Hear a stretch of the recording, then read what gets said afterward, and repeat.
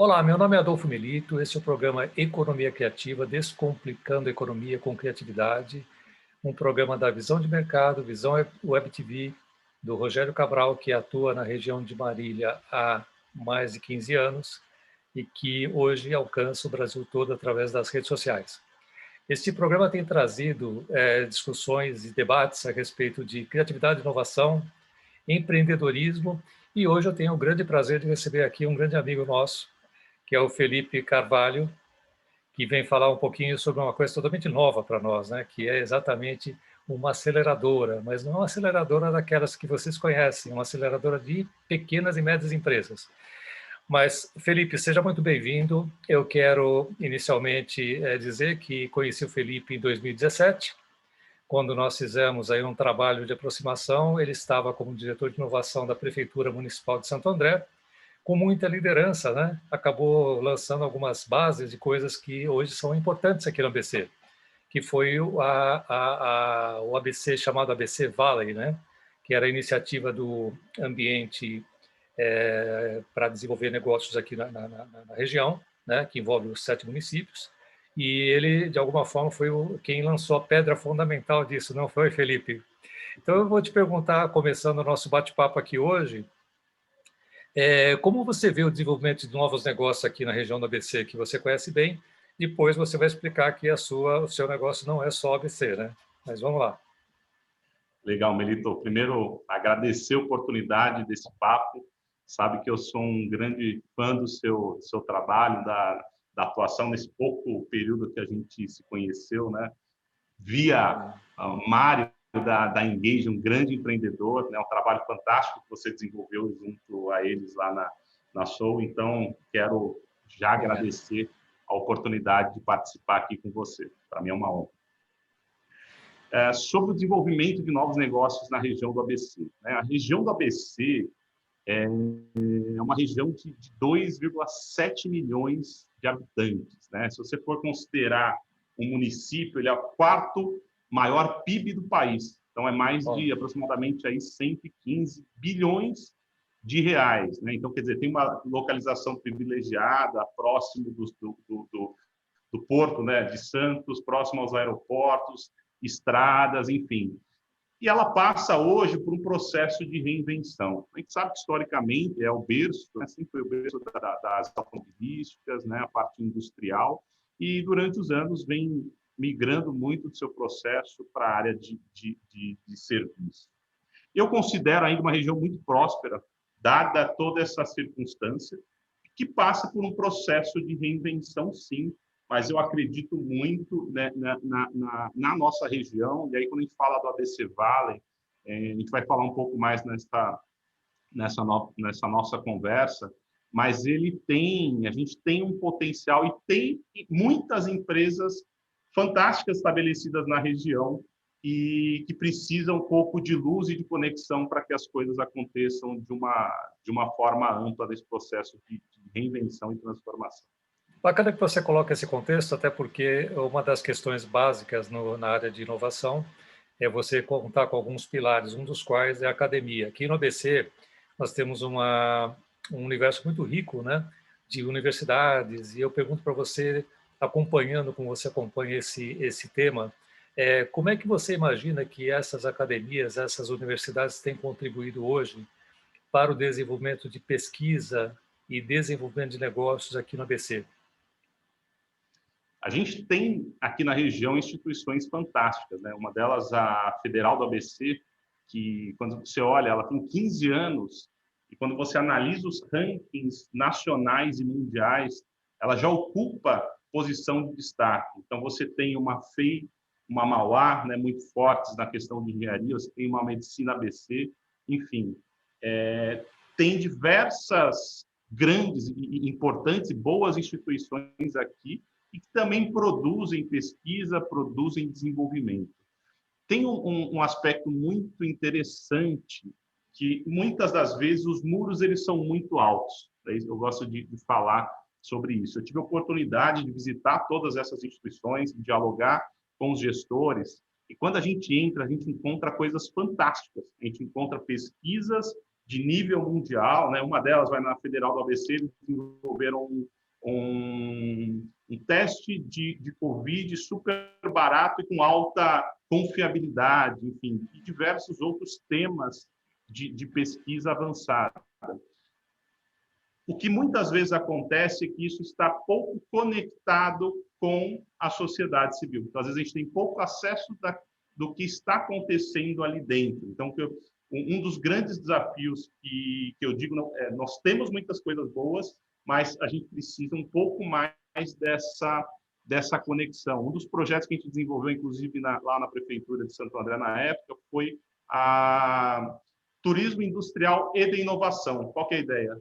Levar as pessoas para dentro dessas instituições, para que possam conhecer, para que possam ter acesso, e a partir desses contatos surjam novas parcerias, surjam oportunidades de levar a pesquisa cada vez mais para a execução prática, né? A gente brinca que não adianta só ter um book, né, ter um paper ali bacana, e isso não gerar um impacto, não resolver um problema de fato na sociedade. Então, acho que falta só um pouco dessa conexão para que fique mais próximo do nosso dia a dia, mas tem muita coisa boa na região.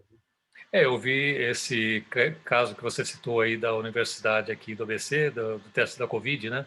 Ele foi noticiado, realmente alguma coisa que nós acompanhamos também. É bem interessante o que você está colocando, até porque essa questão da conexão entre universidade, pesquisa e desenvolvimento e a realidade de mercado, as empresas, ainda é alguma coisa que a gente precisa evoluir bastante, não só no ABC, né? No Brasil inteiro. Mas quando a gente comenta sobre desenvolvimento regional, especialmente aqui ainda focando no ABC, é importante identificar quais são as competências, muitas vezes denominadas também como vocação da região, né? Como é que você vê hoje as atuais competências e vocação da região e como é que isso pode gerar novos negócios? As competências, a gente tem uma base do que já existe e uma prospecção daquilo, das mudanças do cenário. Então, a gente tem uma indústria automobilística historicamente grande, como a gente comentou, que vem num processo de transformação. A gente tem uma indústria petroquímica muito forte, né? Então, a gente tem uma indústria de materiais e equipamentos hospitalares muito forte. Tá? Às vezes não chega muito para o público, a parte logística, enfim, a gente tem algumas áreas de destaque e de liderança mundial, né? O que eu vejo, de novo, nesse aspecto, eu gosto de considerar a região uma cidade, e eu batia muito nessa tecla, dentro do conceito de plataforma de negócios. O que é isso, né? Então, a ideia não é necessariamente o governo fazer tudo pela população, pelos empreendedores. Porém, é a gente ter um mapeamento muito claro e todos os agentes se enxergarem. Porque a partir do momento que a gente enxerga que existe aquilo na região, a gente acaba valorizando muito mais do que realmente valoriza. Então, eu vejo como um desafio muito maior de conectar esses agentes para que todos vendam a região e não cada um vendendo somente o seu negócio, o seu projeto, a sua iniciativa, né? O conceito, o exemplo que a gente dá da plataforma da Apple Store, né? Então, a Apple Store, você tem uma plataforma, você tem diversos aplicativos plugados dentro dessa plataforma. E o que a Apple faz? A Apple, ela cria uma governança desses agentes, uma forma, algumas regras para que todos se pluguem ali, e a Apple, ela vende todos. Então, quando você adquire um aplicativo, quando você adquire aquela solução, a Apple, ela vende tudo aquilo. Então, o maior desafio é trazer bons aplicativos dentro daquela plataforma. Se a gente olhar para uma região, para uma cidade, eu vejo da mesma forma. O maior desafio é a gente reconhecer quem está ali dentro e todos vendendo o conceito macro, porque a gente acaba criando um senso muito maior de pertencimento e acaba gerando um reconhecimento muito maior do que existe. E aí a prospecção e o desenvolvimento de novas soluções elas já partem com base no entendimento do real e não somente do sonho. Muito bacana essa questão que você citou aí do turismo, para conhecer um pouco mais aquilo que acontece na região, né? Porque no fundo é o turismo de negócios, né? E ao mesmo tempo esse conceito de você fazer com que todo mundo defenda, né, os valores daquela região, quais são os produtos, quais são os serviços, etc. Bem bacana. Mas o ABC tem naturalmente esse histórico muito bem sucedido, né? Na indústria automobilística de autopeças, que foi uma indústria também que se internacionalizou muito aqui no Brasil a partir de um certo momento. A gente chegou a analisar essa questão da autopeças, cerca de 33 grandes empresas internacionais. Isso, Felipe, faz há algum tempo, como 20 e poucos anos, tá? E nós identificamos assim, caramba, todos esses 33 estão aqui no Brasil e as empresas nacionais não têm mais. E o ABC também foi afetado por isso. Agora tem uma nova fase, uma nova expectativa, né? Que é como é que você vai lidar com a questão da mobilidade futura, né? Através dos carros híbridos, carros elétricos, carros que não utilizam energia limpa. O que você pode esperar? O que a gente pode esperar do ABC em relação a essas novas, digamos assim, vertentes, né? Perfeito. De fato, isso muda muito o jogo, né? E já vem mudando. Então, quer dizer, quando você transforma um motor elétrico, você tem muito menos componentes, você reduz muito o processo da cadeia produtiva. Eu defendi muito, e ainda defendo, né, muito na atuação quando estive na prefeitura, de a gente utilizar essa marca. Então, quer dizer, a construção de uma marca, de um histórico, isso leva anos, né? Então, quando você vai para fora e fala do ABC, é inevitável não fazer essa conexão da indústria automobilística. Então, quer dizer, essa imagem ela já está construída. Então, eu defendo muito do ABC transformar de capital da indústria automobilística para capital da indústria da mobilidade. Então, o que quer dizer isso? Quando a gente fala da indústria da mobilidade, a gente já vai muito além do somente carro, né, que a gente está acostumado a fazer aqui. A gente mexe com o conceito de cidades inteligentes, porque quando a gente fala de carro autônomo que está vindo, você tem todo um conceito de infraestrutura, você tem um conceito de conectividade, você tem um conceito de internet das coisas, de como que você automatiza e facilita a conexão da mobilidade com a população, né? com a sociedade, no aspecto não da tecnologia, mas de trazer o bem-estar e a boa convivência. Então, eu defendo muito enquanto é tempo, né? Fazer essa mudança de chave, aproveitar esse know-how, essa imagem e trazer esse conceito da indústria da mobilidade, até por termos já grandes agentes, excelentes agentes do mercado mundial na região, o que nos permite fazer vamos dizer, essa transição. E aí, dessa forma, a gente consegue gerar uma atratividade dos maiores agentes mundiais que resolvem problemas ou que pesquisam ou que desenvolvem soluções nesse aspecto, e a gente ainda consegue aproveitar e certamente ser protagonista de um novo round. Então, eu acredito muito nesse aproveitamento de imagem para gerar o desenvolvimento, até porque, quando a gente fala de mobilidade, você amplia de uma forma gigantesca. Então, um dos aspectos é a questão do carro aéreo, né? Você já tem pesquisas. Em 2018, quando estive em Portugal, fazendo algumas conexões, inclusive com centros de inovação focados na indústria da mobilidade, a ideia de trazer isso para aqui, para a região, e a gente vê que existe um interesse muito grande dos agentes mundiais de fazerem isso, porque assim muda totalmente a chave. A Embraer pode ser um grande agente do nosso ecossistema, porque se a gente está falando de mobilidade aérea, como é que vai ser esse híbrido, né? Como é que vai ser esse processo de transição? Será que isso realmente vai se efetivar ou não? Então, assim, todo uma mudança de perspectiva e de pensamento para, enfim, para continuar esse processo de desenvolvimento da região. Essa é uma visão bastante positiva, né? De ampliar um pouquinho o foco, né? E desenvolver coisas um pouco mais amplas, não somente ligadas a veículo, né? Mas, sim, é bem interessante conhecer essa sua visão, né? Do que vai ser futuramente aqui. Espero que todo mundo esteja realmente imbuído desse espírito, né? Mas eu vejo você sempre, Felipe, como uma pessoa que veio do segmento de educação, né? Até através da gestão de escolas, da família e tudo mais. Então, eu também vejo a aceleradora como uma grande escola, de alguma forma, né? Eu sempre cito o caso do movimento Inova Brasil, Inovativa Brasil, que foi criado há mais ou menos uns 8 anos atrás pelo Ministério Ministério do Desenvolvimento, Indústria e Comércio. Na época era o Marcos Vinícius que lançou esse programa lá no Ministério, e hoje ele está aqui em São Paulo como presidente do IPT, liderando uma nova iniciativa também que envolve esse hub de inovação que foi criado recentemente lá, né? Mas por esse programa Inovativa passaram cerca de 13 mil empresas que foram selecionadas, das quais 3.300 empresas, se eu não me engano, fizeram um programa completo, e das quais 1.100 tiveram realmente um MVP colocado de pé, né? Então, quando você fala em aceleradora, você está querendo alguma coisa que também é inovação aqui para nós. Eu, pelo menos, não tinha ouvido falar de aceleradora de pequenas e médias empresas.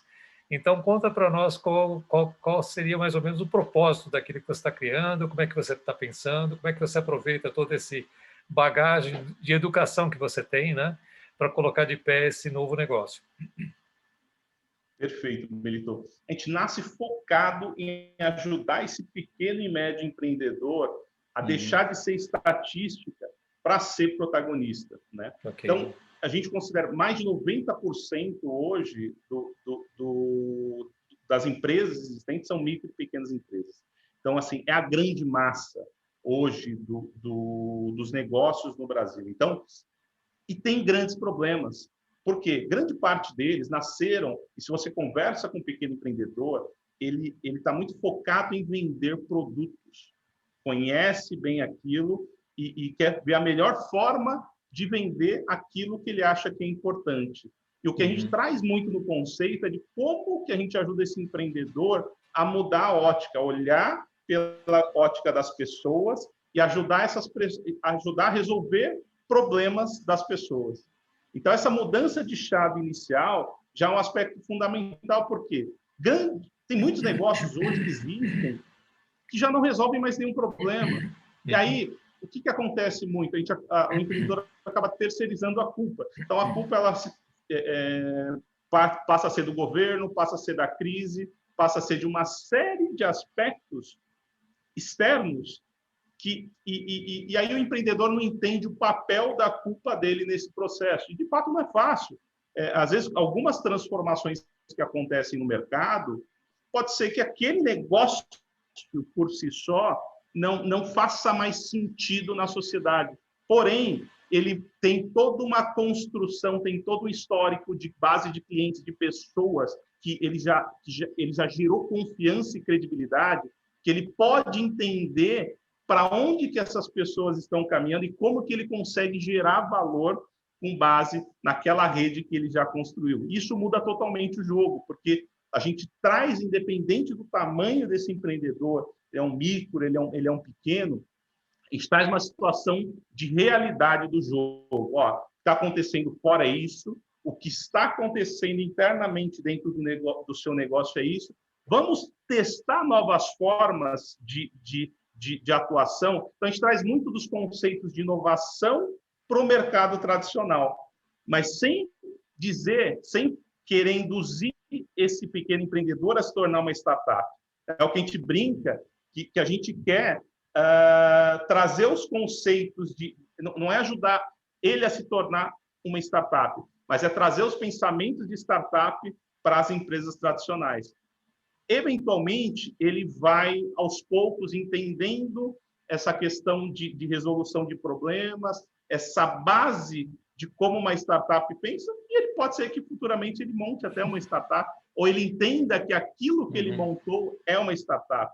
Enfim, mas a gente atua nesse foco, ajudar esse pequeno empreendedor a dar o próximo passo, a crescer, entender um pouco dessa evolução. E a gente acredita que, dessa forma, a gente ajuda o desenvolvimento do Brasil e do mundo. Eu achei muito interessante quando você fez essa comparação de terceirizar a culpa, né? Porque nós fizemos um acompanhamento pelo Instituto de Economia Criativa desde 2000 e início da década de 2000, né? Quando se criou uma espécie de índice de inovação, né, pela Newsweek, que era feito pelo Boston Consulting.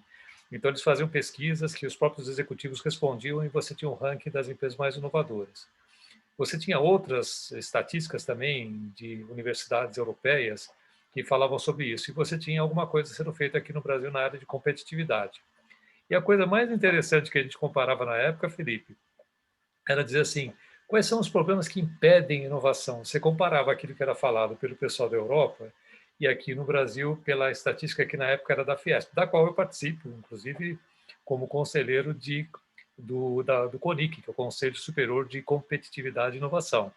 Mas é bem interessante, porque lá fora todo mundo falava assim, olha, as minhas dúvidas, os meus problemas são esses, né? E eram todos os problemas que estavam sob a sua gestão, né? Que ele poderia resolver.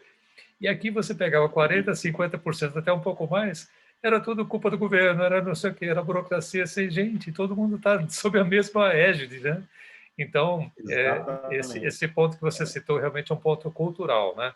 Mas eu acho interessante, particularmente, o fato de você levar essa mentalidade, porque dentro das PMEs, como você falou, são 90 e poucos por cento do total das empresas, né? Em quase todo lugar do mundo é assim, né? E a gente tem tido um olhar muito pouco, digamos assim, interessado nessas empresas. Por mais que você tenha sistemas, um sistema S, etc., apoiando, etc., etc., mas quando você fala das medidas, grandes medidas, nós que vivemos também um pouco das startups, marco legal das startups, vimos a dificuldade do governo, acabou aprovando 25% do que precisava ser aprovado, que não olham para este segmento como sendo importante, né?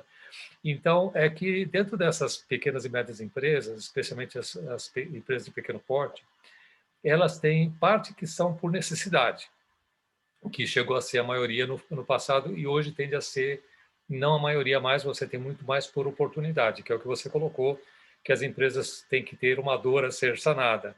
Então, levar esse conceito é um negócio maravilhoso, né? É bem bacana mesmo. Eu pergunto para você, claro que você atua e você vai comentar sobre isso, não só aqui no ABC, mas se você olhar para a região do ABC, onde nós estamos, que tipo de competências que nós já falamos lá atrás, né, e quais são as vocações e que tipo de atuação você prevê? Vai ser uma certa, vamos trabalhar alguns nichos, como é que você pretende fazer isso? Legal, Melito. Hoje, dentro do nosso processo de aceleração, a gente não restringe nenhum nicho, tá? E por um motivo. A gente entendeu que, e aí, durante anos, hoje eu tenho como sócio Marcos Batista, que roda o Brasil todo, disseminando os conceitos de empreendedorismo e inovação, e o Leonardo Ascoli também, e a gente entendeu nas nossas atuações que o empreendedor precisa são de coisas simples para que ele possa executar no processo, independente do segmento. Então, um dos nossos desafios principais é esse. Quais são algumas ferramentas-chave que ajudam esse empreendedor a dar o próximo passo, ele acreditar que realmente ele pode desenvolver, ele entender realmente a regra do jogo, ele entender a realidade. Então, nesse momento, a nossa jornada principal ela não é nichada, tá? Um outro aspecto importante. Hoje nosso modelo de atuação, a gente desenvolve via hubs. O que são esses hubs? São entidades de classe, são alguns SEBRAES regionais, estaduais que a gente trabalha, algumas associações de classe que já têm uma base de empreendedores ali dentro, e a gente entra em parceria para ajudar a implementar essa metodologia e desenvolver os negócios. Então, quando são nichados, né, quando são mais recortados, alguns setores específicos, a gente tem a base, e aí a gente traz um especialista dentro daquele segmento que vai poder dar um viés um pouco mais recortado daquela área. Mas a gente evita muito porque a gente até prefere, e aí quando a gente fala de inovação, a gente não se basear tanto no histórico já desenvolvido, mas fazer com que esse empreendedor entenda outros mercados, entenda outras formas e não com base nos preconceitos que ele tem do setor. Então, a gente também compreende essa questão dos preconceitos, porque quando você conversa com o pequeno empreendedor, de uma forma geral, ele conhece tudo do segmento, ele conhece o histórico, ele conhece os números e tal. Daí você pergunta, e aí, como é que estão as coisas? Ah, não está tão bem. Opa, então quer dizer que tem um gap. Então, não basta você conhecer muito e não conseguir agir. Então, talvez você conhece muito e o conhecer muito, às vezes, pode ser um grande problema, porque a referência ela pode estar limitando a visão e o entendimento de que, eventualmente, o consumidor mudou, o mercado mudou e as formas de se conectar também mudaram. E, além do que você já tem como programação, né, na realidade, você tem uma visão diferente, até porque você fez uma pesquisa internacional, né? Foi bastante divulgada aqui na região quando você fez uma viagem a vários locais e países, falando com muitas empresas lá fora, universidades, etc., empresas mesmo, e você traz você aporta, né, alguma referência internacional. E é sempre importante que as empresas, quando nascem, né, especialmente nessa nova era, nos últimos 20 anos, elas nascem com um escopo internacional. Você não pode ser uma empresa para o ABC, né? Como é que você pretende aproveitar essas experiências para passar esses conceitos para as PMEs? Legal. A gente criou um projeto chamado Volta ao Mundo da Inovação, né? Okay. Então, 2020, o projeto era passar 365 dias conhecendo mais de 30 países no mundo. O que está acontecendo de inovador, conhecer pessoas inovadoras, inspiradoras, com o objetivo principal de conectar com o mercado tradicional. Então, gerar esse aprendizado para o empreendedor. Porque muitas das vezes a gente só sonha com aquilo que a gente conhece, né? Sim. Então, quando a gente tem acesso ao conhecimento, acesso ao que está acontecendo fora, acesso a como o empreendedor pensou em resolver determinado problema, isso nos inspira e abre um leque gigante. Então, o objetivo muito dessa volta ao mundo da inovação é gerar essa inspiração, né? E agora, logicamente, que a pandemia, a gente saiu no final de janeiro, a gente ficou menos de 30 dias, já precisamos retornar, né? Até por conta, tive a perda do meu irmão no período e depois a pandemia não permitiu com que a gente voltássemos da mesma forma, né? Mas agora a gente incorporou isso dentro da aceleradora de PME, porque isso faz total sentido, e a gente vai visitando pontualmente alguns países. Então, agora a gente está indo, em outubro, está indo para Dubai, na Expo 2020. Ok. Né?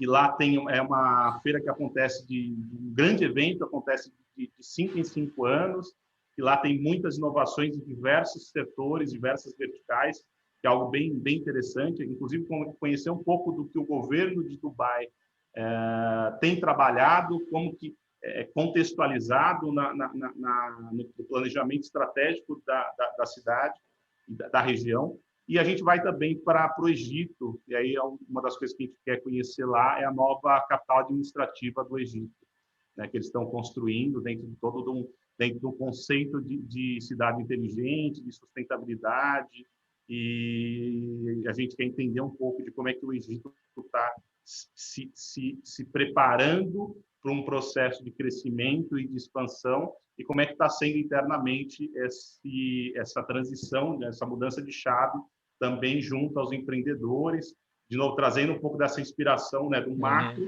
mas entendendo também como é que está sendo a atuação do pequeno empreendedor nesse processo. E quem tiver, né, interesse, acesse o nosso canal no YouTube, a gente lançou aí recentemente, que é youtube.com/aceleradora de PME, que a gente vai contar essas histórias e vai trazer alguns vídeos bem inspiradores por lá. Lá a gente já coloquei um bate-papo que eu tive com a com a Agatha Arias, que é diretora de marketing do Rock in Rio, contando o processo de expansão mundial deles. E agora a gente está trazendo uma conversa com o Sidney Nakamoto, que fundou a New York Space Alliance, lá em Nova York, uma aceleradora de negócios aeroespaciais, enfim, tem coisa bem bacana. Essa de Portugal eu cheguei a assistir. Essa do espacial pode ser bem interessante também. Você já tinha comentado a respeito disso, né? Os veículos aéreos, né?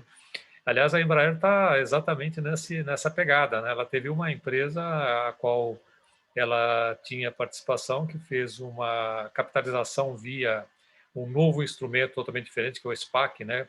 Que é o Special Purpose Acquisition Company, né? Nós já tratamos esse assunto aqui também. E, de repente, essa startup foi avaliada e valorizada, né? Graças ao fato que a Boeing acabou não comprando efetivamente a Embraer. Então, eles ficaram super felizes. Falaram assim, caramba, as ações subiram 10%, e é o futuro, né? Não tem volta. Mas muito bacana. E aí, como você fala que você não está privilegiando nenhum segmento específico, ok, você vai criar muito mais assim massa crítica de conhecimento de vários segmentos. Esse é um ponto muito positivo para a própria aceleradora. Depois você pode até se especializar no futuro. Mas, eventualmente, tem alguma coisa que é transversal a tudo isso, e eu diria que seria hoje a transformação digital. Como é que vocês encaram esse desafio, sabendo que aqui no Brasil você tem um déficit assim monumental, né? Já se fala isso muitas vezes. Como é que vocês estão levando esse ponto que pode ser considerado transversal para essas pequenas e médias empresas? A parte da transformação digital, ela permeia toda a nossa metodologia, né?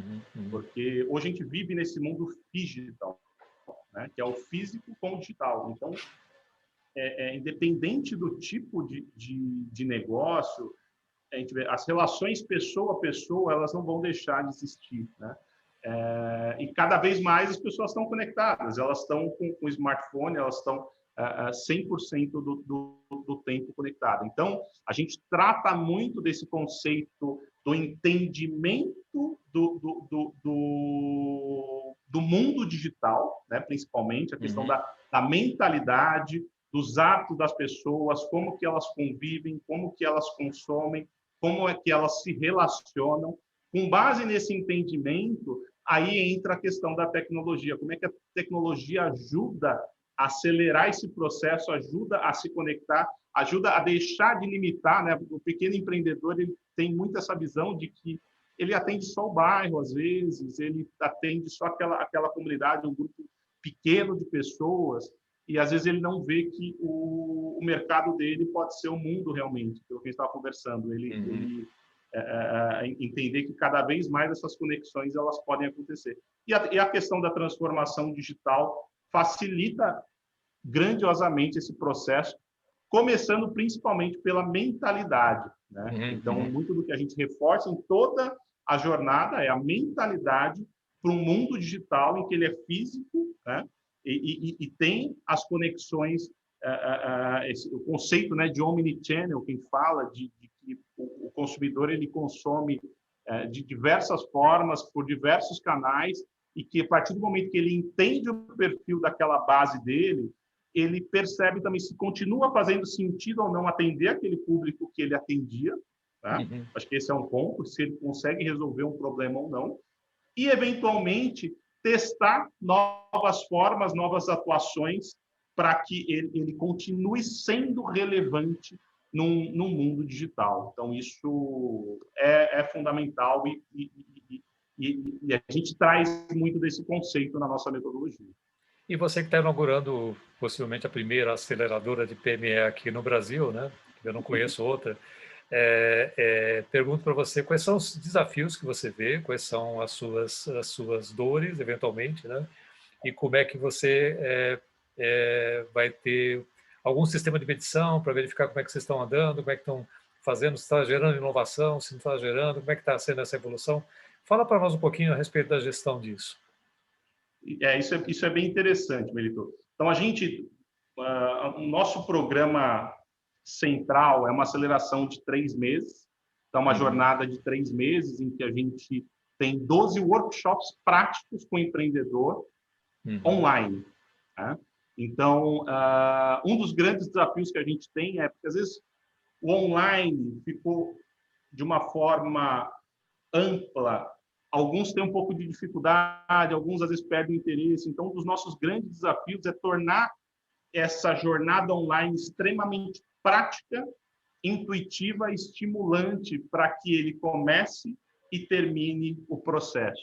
Então, a gente investe muito nessa questão da usabilidade, de entender em que momento que esse empreendedor vai fazer, em que essa evolução dele, como criar conexões, estímulos para que ele faça e cumpra a jornada. Tanto que a gente deixou de vender, de oferecer curso e transformou tudo isso em workshop. Coisas essenciais e práticas para que ele pegue o conceito e já aplique no negócio. A gente não quer formar um PhD, a gente quer trazer conceitos para que ele aplique ali dentro do negócio dele e consiga subir realmente o degrau. Então, eu vejo esse como um dos desafios, e para facilitar isso, para fazer com que isso viabilizasse, a gente criou, realmente desenvolveu uma plataforma que nos dá insight, nos fornece dados para fazer esse controle de evolução. Onde que a gente está gerando valor? Onde que a gente está gerando transformação? Então, a gente faz sempre um raio-x na entrada desse empreendedor.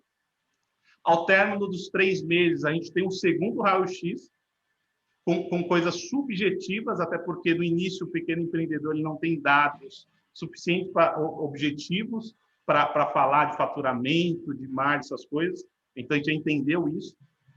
E durante os 9 meses complementares, que completa os 12 meses, ele continua tendo acesso a algumas mentorias, alguns especialistas, e aí a gente já traz dados mais palpáveis, mais objetivos para a medição desse processo de crescimento. E aí, por trás, a gente está construindo todo um sistema de inteligência artificial que vai ajudando cada vez mais a moldar a jornada de acordo com as necessidades desse empreendedor. Então, essa questão da medição, para a gente é importante para falar o seguinte: estamos gerando valor realmente para esse empreendedor? Está conseguindo levar o empreendedor para o próximo passo? Onde que a gente está conseguindo ajudá-lo a crescer? Onde que a gente não está gerando valor? E aí, como da mesma forma que a gente traz para o empreendedor, a gente também aplica. É aprender, é corrigir, é fazer os ajustes necessários para que o negócio se desenvolva. Né? Então, e a gente vai passando. Então, hoje o nosso foco é com hubs. Eventualmente, a gente monta pequenos grupos para empreendedores que não fazem parte de entidades de classe, que é o que a gente chama do nosso lab. Né? A gente cria um laboratório e para ter essa proximidade sempre com grupos menores e que a gente pode sempre testar e fazer os ajustes. Então, o nosso, né, um dos desafios nossos é assim, como que a gente cresce realmente, não só em números, mas de impacto, e de uma forma que o nosso crescimento também ele não é só nacional. Então, a gente já nasceu para ser global. Então, a gente já tem acelerado o empreendedor de Portugal, agora a gente está conversando com o empreendedor de Angola para fazer aí uns primeiros testes e futuramente a gente espera aí gerar valor para o mundo, mas de uma forma em que a gente continue conhecendo essencialmente o perfil de cada região, de cada, né, as regras do jogo locais para que o impacto individual no empreendedor seja efetivo, não somente números. Bacana conhecer esse programa que você acabou de descrever, de 3 meses, e todo esse foco em módulos, né, que você já tem, muito bem estruturado, pelo que se percebe, né? Eu queria dar dois testemunhos aqui importantes, embora não seja exatamente igual àquele que você está fazendo, mas enquanto membro da FEComércio, né, na presidência do Conselho de Economia Criativa, lá no período de 2010 a 2015, na época tinha vários conselhos temáticos, né, e um dos conselhos temáticos era das pequenas e médias empresas, que era dirigido por um amigo nosso, que é o Paulo Feldman, né, da USP, uma pessoa brilhante também, que trabalha nesse segmento, já tinha experiências assim, em muitas empresas anteriormente, e estava se dedicando mais à parte acadêmica. mas ele dirigiu esse conselho. Ele trazia sempre uma experiência muito bacana. Eu estou fazendo a conexão porque você falou da parte internacional, né? Havia uma cooperação na Itália, em alguns segmentos, talvez o calçados era sempre o destaque maior que ele trazia, né? Em que o pessoal se reunia nas micro pequenas empresas, tinha muita cooperação entre elas. Não sei se era uma espécie de cooperativa, etc., etc., que fazia com que aquilo tivesse uma dimensão muito maior do que uma pequena empresa, né? Então, sempre citava esse ponto e a gente falava assim, falta a parte cultural, né? Porque o empresário brasileiro gosta de fazer tudo sozinho, né? Uma outra experiência que foi já dentro da própria Fundação Dom Cabral, que tem um programa chamado PAEX, que é Parcerias para Excelência, voltado para as empresas maiores um pouco, que são as médias empresas. Uma das coisas mais fabulosas que eles conseguiram descobrir, e hoje isso está aprovado em outros segmentos também, é que quando você fazia programas para essas empresas menores, médio porte, né, você tinha empresas já capacitadas em algum aspecto, mas faltava a questão da gestão, cuja especialidade era da Fundação Dom Cabral. E uma das coisas mais interessantes que eles gostavam são os meetups que você fazia com as empresas, sei lá, 100 empresas a cada semestre, faziam lá uma reunião e você tinha muita troca nessas reuniões. E o pessoal fala assim, caramba, é importante você fazer algum tipo de interação, né? Que é o que você citou agora há pouco. E um terceiro fator, que eu acho que esse fator assim é matador, Felipe, o José Carlos Teixeira Moreira, da Escola de Marketing Industrial, do Instituto de Marketing Industrial que ele criou já tem 40 anos, faz um fórum todo ano, né? Em 2010, se eu não me engano, eu participei de um fórum dele, que era de fórum de inovação, e ele trazia para nós conhecermos lá um projeto que ele estava fazendo junto ao Bradesco. Eu fiquei muito interessado nesse projeto pelo seguinte: o Bradesco, dentro de uma área de negócios, resolveu fazer um trabalho que era focado nas micro e pequenas empresas, né? Não sei qual é o critério de seleção, mas assim, não tinha nenhuma contrapartida que a empresa tivesse que, de alguma forma, não, tem que abrir a conta, tem que fazer investimento. Não tinha nada disso. Era basicamente passar para essas empresas um conhecimento de gestão, e nesse caso bastante sofisticado, né? Porque a escola de marketing é uma das mais renomadas aqui no Brasil nessa área, né? E o Zé Carlos Teixeira Moreira e a equipe dele fez isso e levou lá nesse fórum para a gente poder conhecer algumas empresas que vinham contar um pouquinho da história, como é que foi o trabalho e tudo mais. E, naturalmente, o Bradesco pagava por isso, não tinha nenhum custo para a empresa.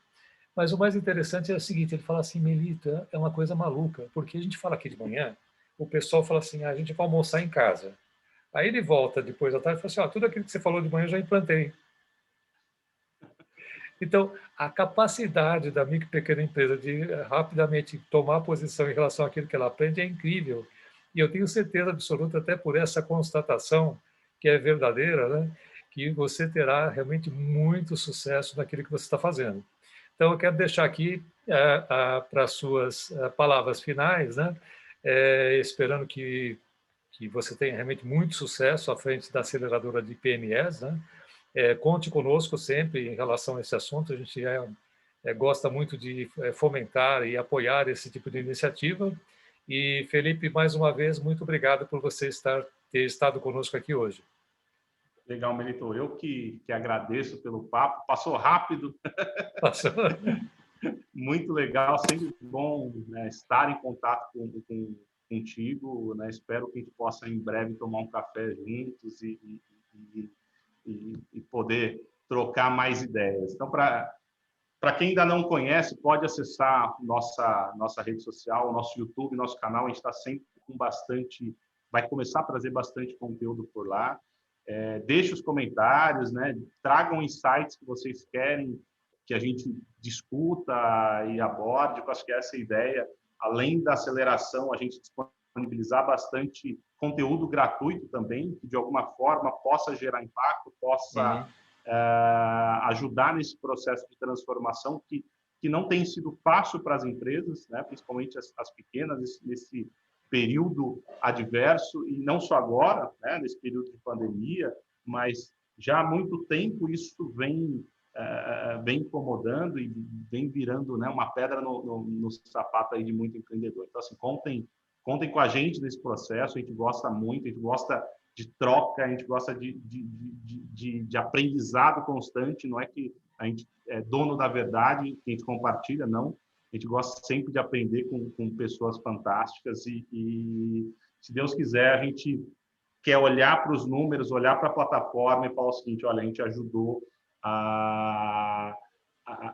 aí centenas, milhares de empreendedores a deixarem de ser estatística, né? Assumirem um protagonismo como pessoa e, consequentemente, como negócio. Porque a soma dessas individualidades, eu tenho certeza que a gente consegue gerar uma transformação na nossa região do ABC, no nosso Brasil, e realmente a gente se tornar referência mundial em diversas outras áreas que ainda não somos. Muito legal, muito boa sorte, obrigado e nos vemos então na próxima. Valeu, Milito, valeu, pessoal. Um abraço.